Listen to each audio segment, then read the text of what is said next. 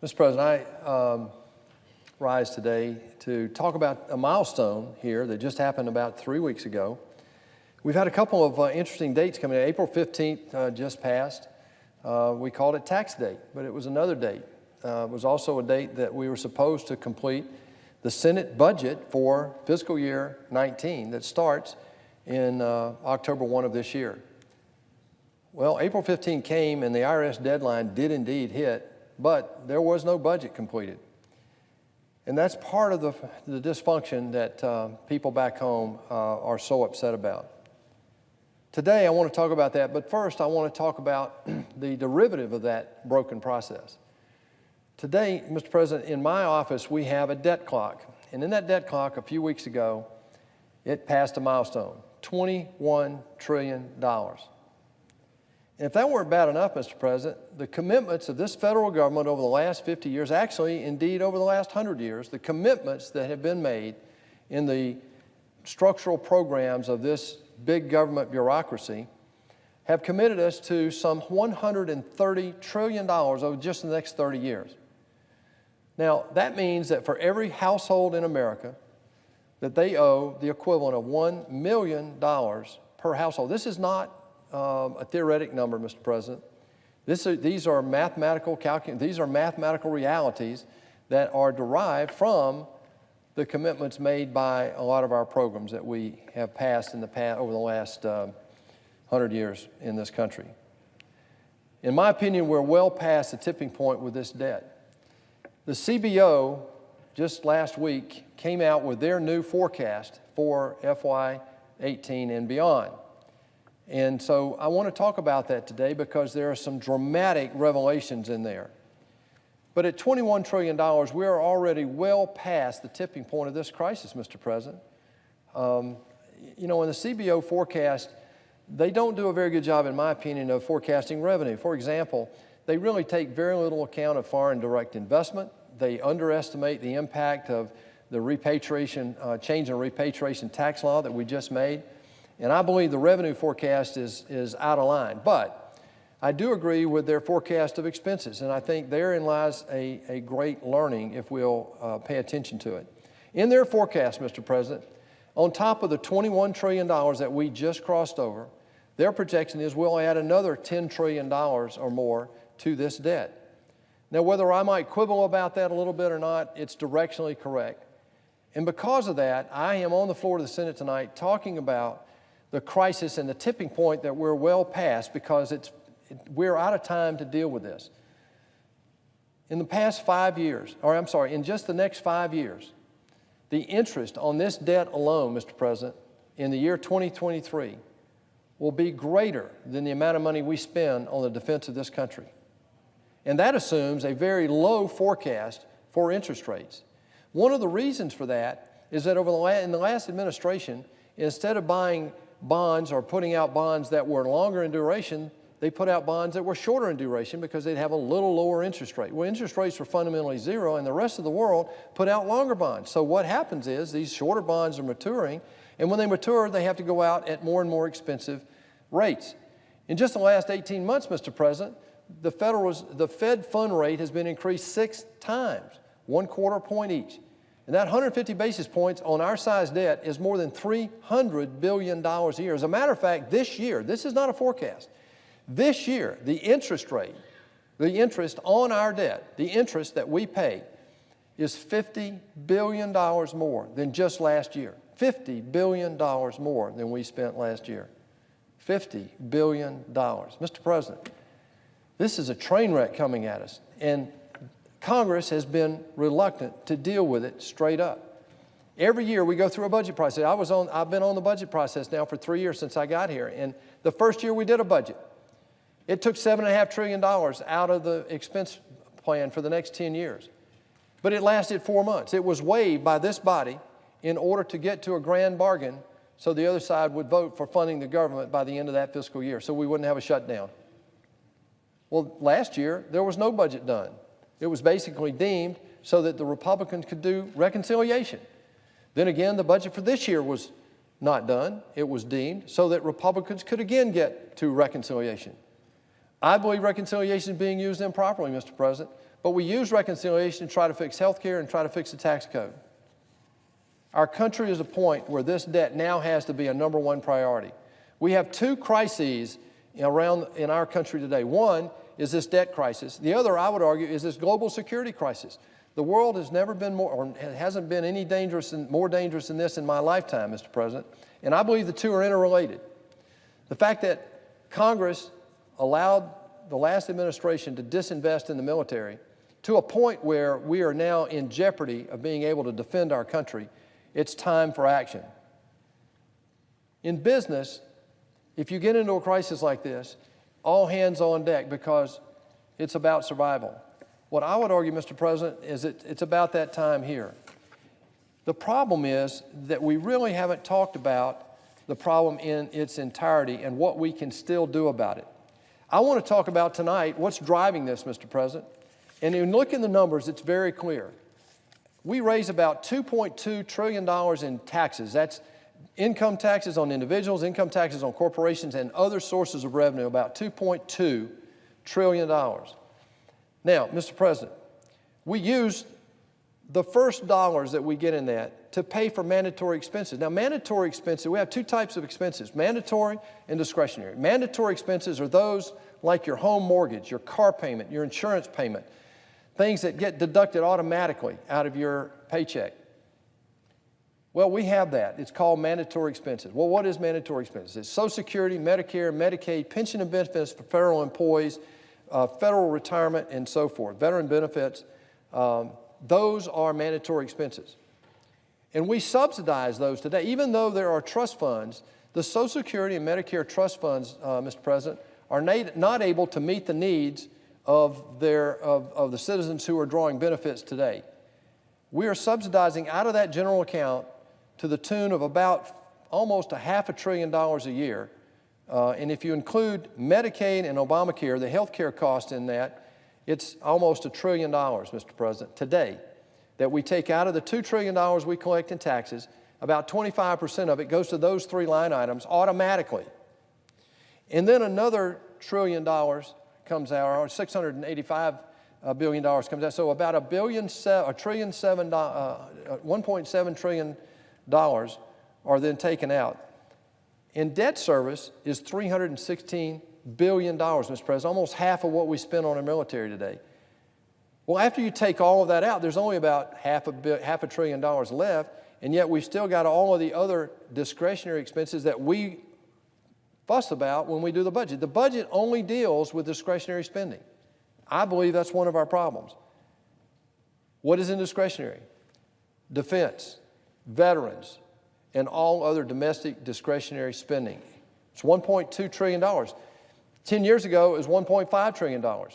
Because of the Budget Control Act and because of sequestration, discretionary expenses have declined in America over the last decade, partly because of the good work of our appropriators and because of the bills that were, or the laws that were put into place. So fundamentally today, about half of what we spend this year on discretionary spending, military, VA, and all other domestic discretionary spending, that's State Department, foreign aid, education, health, welfare, the whole bit comes out of that. Half of it's borrowed money, Mr. President. And over the last decade, 100% of what we spend on our discretionary expenses were borrowed money.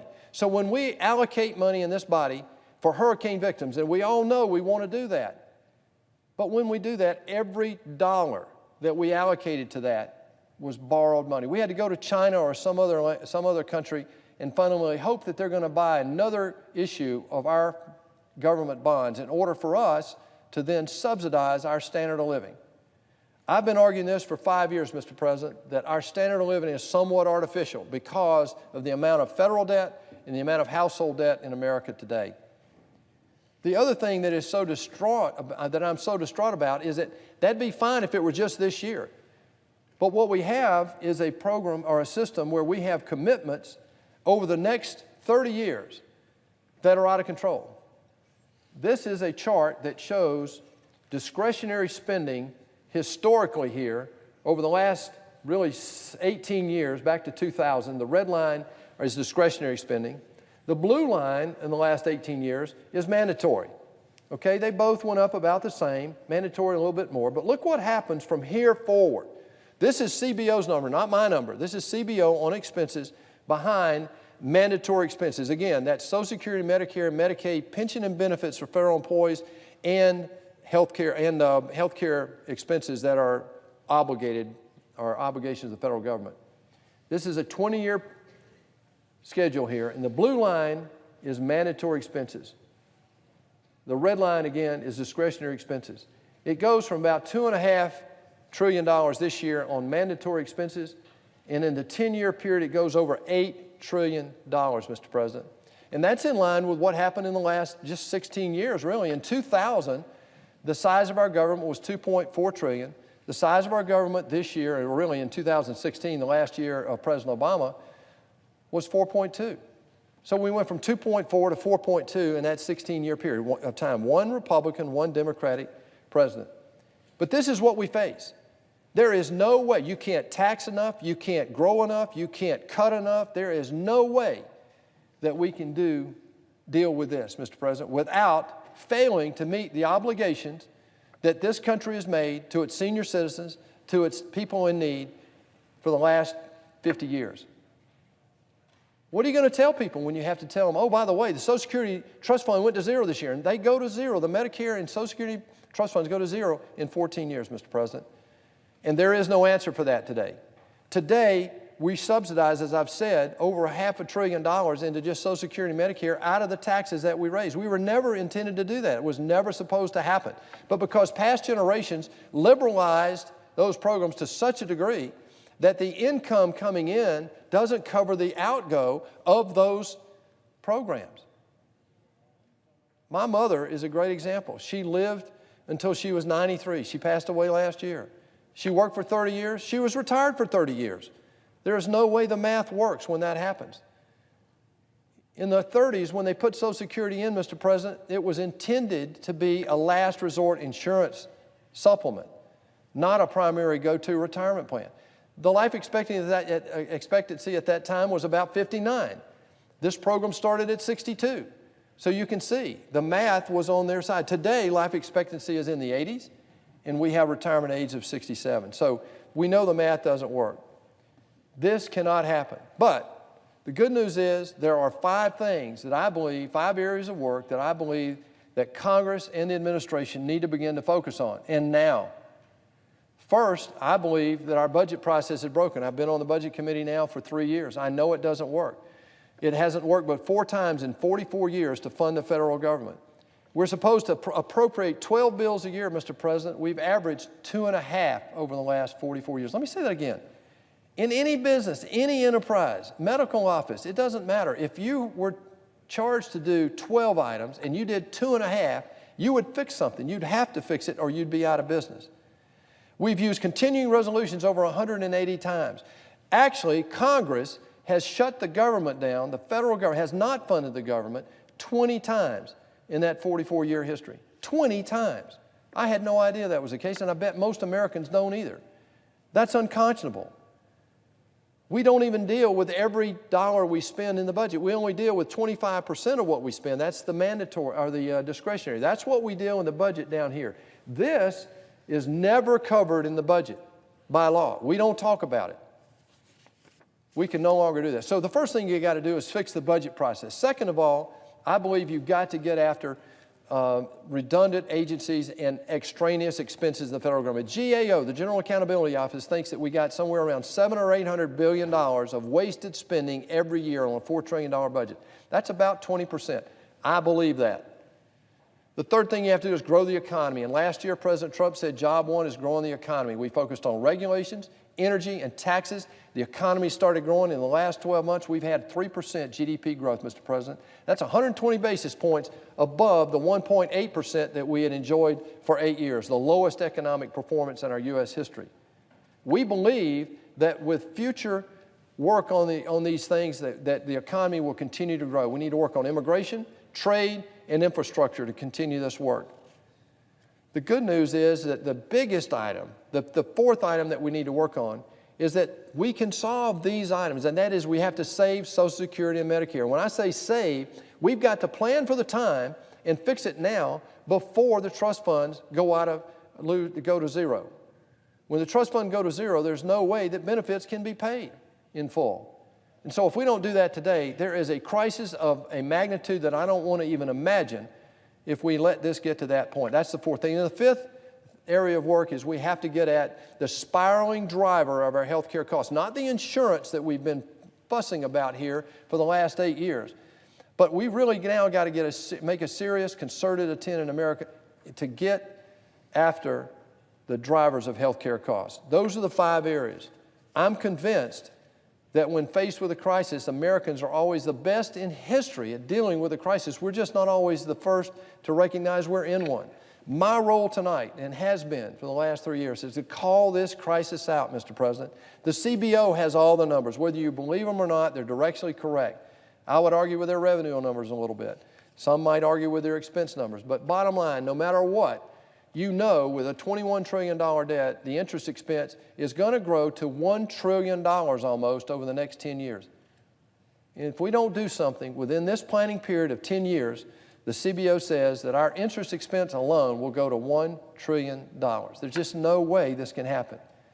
We've got to change the broken system, Mr. President. I think there's been no other time. I think the realization is getting there. CBO has given us the numbers. GAO has given us the opportunities and measured some of those opportunities. I think the political will in this country is now such that they realize that we have a debt crisis. And they have more courage, I think, to face it than elected officials do. What drives this town is the next cycle. In the House, it's 2 years. Here in the Senate, it's 6 years. Oh, my goodness, we can't do anything to hurt that next cycle. We have to have more on our side than they have on their side. Well, it's time to put that behind us. This cannot be solved with a partisan solution. My good friend from Rhode Island, Senator Whitehouse, and I have co-sponsored a bill, actually, that goes after and deals with parts of the solution for the budget problem. There's a select committee right now that was formed by the leadership, Democratic, Republican, House, and Senate. There are 16 members. I am privileged to be on that. I believe there are things that we can do in that select committee to fix our budget process that would help us deal with the additional things that we're adding to this debt crisis. But make no mistake, that will not solve this debt crisis. You will not solve the debt crisis by just fixing the budget process alone. But you will not solve the debt crisis unless and until you do fix the budget process. The same thing applies to growing the economy. The same thing is involved with the other items that we can look at in terms of redundant agencies and the health care cost of this country. Mr. President, America has come too far to fail now. We owe it to our kids, our grandkids, and the kids and grandkids of our kids and grandkids to deal with this right now. I met with Chairman Greenspan last year. I had the privilege to sit with him and talk about this very thing. And he reminded me in 1983, they had a solution. And if we had done it in 1983, it wouldn't have been nearly as onerous as it's going to be now when we try to fix this. Again, in the late 90s, Newt Gingrich, Bill Clinton, together, 2 different parties, had an agreement, got very close to signing it, but then fell apart because of the political nonsense of this town. I believe the time has come right now for both sides to put our differences aside, live with an 80% solution, and deal with this problem right now. If we don't, and we will not be able to hand this to our kids, Mr. President. That's the last thing I want to close with. People say, well, you know, we're leaving our kids and grandkids a problem. Well, yeah, we are. But we also have it ourselves. Look, in this planning period, the next 10 years, when interest rates are higher than what we're spending on national defense, Mr. President, that crisis is right here. It's now. We are going to see it in the next decade, in my opinion. And it'll make 2008 and 2009 pale in comparison. I've never seen a time, Mr. President, when a crisis would pull us together any more verdantly than this one would right now. The question is will we recognize that we're in a moment of crisis? Thank you. I yield the floor and note the absence of a quorum. Clerk should call the roll.